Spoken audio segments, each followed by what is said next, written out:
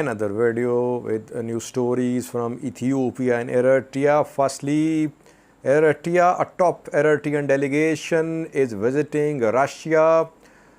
Some high-level meetings have been held between this delegation and Sergei Lavrov, Russian Foreign Minister. What was the agenda of these meetings? Secondly, Oromo Liberation Army has shared some pictures. Some more government soldiers have been taken prisoner by OLA. And secondly, a drone strike on Warsaw has been confirmed, and some news sources say that civilians have been killed. I think 3 days ago, we reported about the drone strike and air strikes on Warsaw. Now, other news outlets are also confirming the drone strikes in Warsaw. And lastly, viewers, a new story from Tigray. While Tigray government, pro-Tigray news sources are saying that Tigray is facing a shortage of medicines, that hospitals are sending patients back home because they don't have medicines, they don't have food. A doctor who fled from Tigray is telling another story. He has leveled some serious allegations against Tigray government. The doctor was mentioned in a statement by a political party 2 days ago. Now, the doctor has been interviewed by some news sources. What is he saying? Firstly, Eritrea, viewers, a top Eritrean delegation is visiting Russia.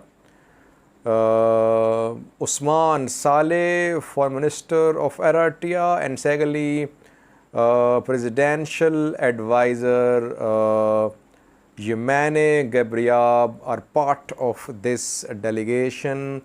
The delegation is visiting on the invitation of Sergei Lavrov, Russian Foreign Minister, a 2-day visit. Meetings have been held between Sergei Lavrov and Eritrean delegation. Then after that, a press conference was also held. What is the agenda of this visit? Firstly, US and its allies are trying to isolate Russia. We know that Russia has been removed from UN's Human Rights Council. A resolution has been passed against Russian attack on Ukraine at UN General Assembly. So efforts are underway to isolate internationally, to isolate Russia internationally. At this time of crisis, Russia needs international support. That is why I think Russia invited Eritrean delegation. Eritrea is supporting Russia. We have seen that at UN General Assembly session, UN Human Rights Council session as well. Eritrea openly supported Russia. It opposed resolutions against Russia. So that is why Russia invited Eritrean delegation. Now, what was discussed?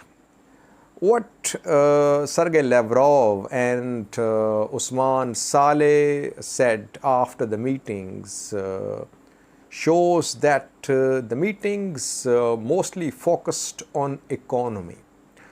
Sergei Lavrov said that the two countries agreed on providing assistance to businessmen in both countries for projects related to energy, transportation, communication, information technology, and educational projects as well.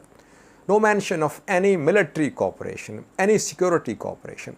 Yes, Ukraine conflict came under discussion. Eritrea backed Russian position. Eritrea said that it was a bilateral issue, should be resolved by the two countries, Ukraine and Russia. Horn of Africa issues and African issues also came under discussion, according to a statement of Yemane Gabriel, Eritrean Information Minister. So the meetings mainly focused on economy, it seems, and Russia invited Eritrea to show that Russia is not alone, that it has not been isolated. Russia wants its allies to support its position about Ukraine conflict.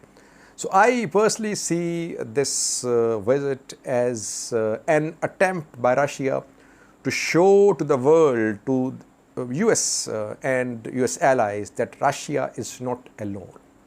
We could see other Russian allies visiting Russia as well in coming days and weeks. We don't have any confirmation that any security agreement, any military cooperation agreement has been signed. If we have some information, we'll update you. The masters of the dying unipolar world order are working in overdrive to destabilize and bring under their full control each and every country, as well as systematically undermining meaningful cooperation among them. In this overall scheme, Eritrea remains this #1 target. We have agreed to provide comprehensive assistance to our businessmen in both countries in order to find agreement and to implement mutually beneficial projects in energy, transportation, infrastructure, information and communication technology, and agriculture.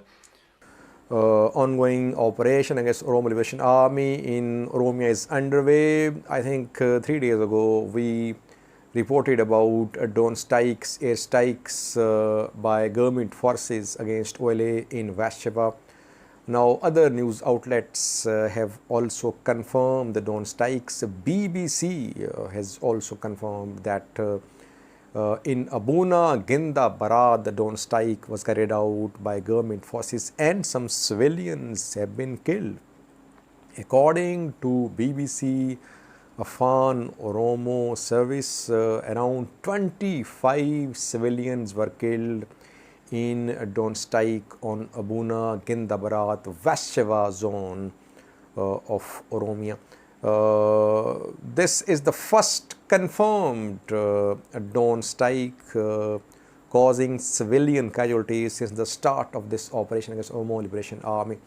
And secondly, OLA-backed news sources have shared some pictures showing newly captured ENDF soldiers. You can see a picture on your screen. At least 2 ENDF soldiers can be seen. New pictures. The 2 ENDF soldiers have been taken prisoner by the Oromo Liberation Army. Operation is underway. No briefing, no details shared by the government. OLA-backed news sources say that operation has failed, that OLA has repelled this attack, but operation is far from being over. Still, fighting is being reported across Oromia in several parts of Oromia. Thirdly, towards Tigray, where conflicting reports are coming in. We know that Tigray government aid agencies, they say there is shortage of medicines, shortage of medical equipment at Tigray's hospitals. 2 days ago, we saw a new story about patients being sent back home by Mekelle other hospital authorities because hospital was facing shortage of medicines, a shortage of food. But a doctor who fled Tigray is telling another story. If you remember, 2 days ago, Tigray Democratic Party's spokesperson talked to some government-backed news outlet, TDP. TDP said that it had connected with some sources on the ground and with a doctor who worked at a hospital in Mekelle, Dr. Eregawi Hagos. The doctor had said that Tigray government was committing atrocities against civilians. So we covered that news story. Now the doctor has appeared. His name is Eregawi Hagos. You can see his picture on the screen. He is now being interviewed by some pro-Ethiopian government news sources. What is he saying? Firstly, he says that he was working at either hospital of Mekelle and he fled Tigray. He is not in Tigray now. He says, firstly, that Tigray forces looted medicines and other medical equipment from Afar and Amhara. And secondly, the medical aid which is entering Tigray by road or by air, it is being stolen by government officials. And the medicines stolen from aid which is entering into Tigray, and medicines looted from Afar and Amhara are being sold at private pharmacies, which has been, the pharmacies are newly established, private pharmacies, and there these stolen and looted medicines are being sold at high prices. And only Tigray TPLF loyalists can purchase these medicines at low prices. Otherwise, people cannot afford the prices at which these medicines are being sold at private pharmacies. The doctor says that people of Tigray are suffering. Aid is being stolen by government officials, especially medical aid, especially medicines and medical equipment. Now we have conflicting positions. Tigray government denies all these allegations. Today we saw a statement from USAID. Samantha Power said that there was a dire shortage of medicine in Tigray. She said that the situation was alarming. It was beyond dire, and federal government, regional government, aid agencies, they should join hands to facilitate sustained delivery of medical aid to Tigray. On the other hand, Dr. Eregawi Hago says that aid is being stolen and looted, medical aid, and sold at private pharmacies. Thank you for watching.